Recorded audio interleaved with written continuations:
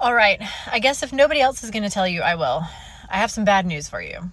People seem to think that they're going to live healthy all the way up until something tragic happens, and then boom, they're gone.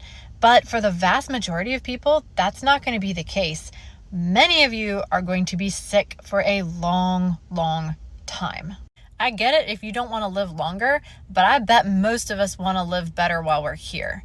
And your best bet is to start this aging process ahead of the game, not behind.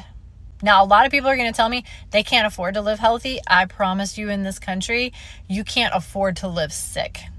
If you're in your 30s and your 40s and you're not thinking about what your life's going to look like in your 60s and 70s, I hate to break it to you, but most of you are going to get there regardless of your health. You're going to get there either dragging ass and unhealthy, or you're going to get there feeling good and living life.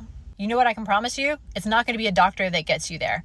It's not going to be a doctor that gets you to the end of your life healthy. It's going to have to be you. The healthiest, most long-lived people are the ones that have to see us the least. So let's assume you're in this till your 70s, which the majority of you are going to be.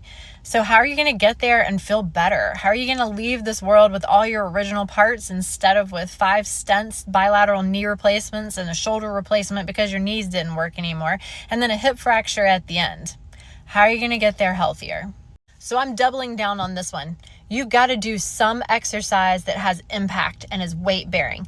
Now, it can be your own weight that the load is bearing, like in jumping rope where your own force is striking the ground, or running or hiking with a backpack on, something that has an increased mass to it so that your bones are being stimulated. Hey, you've got to increase your density so that we can handle this load that's being placed on us. Strength training is super important because as you age, you lose muscle mass and you actually have an increased requirement for protein. And most of our aging population is doing 2 things: wasting away their muscle from inactivity, and then even when their body's stimulated to produce it, they're not intaking enough protein to be able to build that muscle back.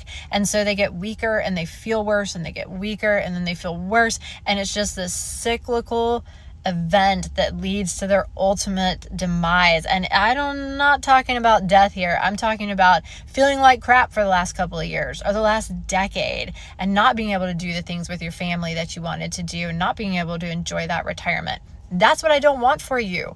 And there's no doctor that's going to be able to take care of those issues for you.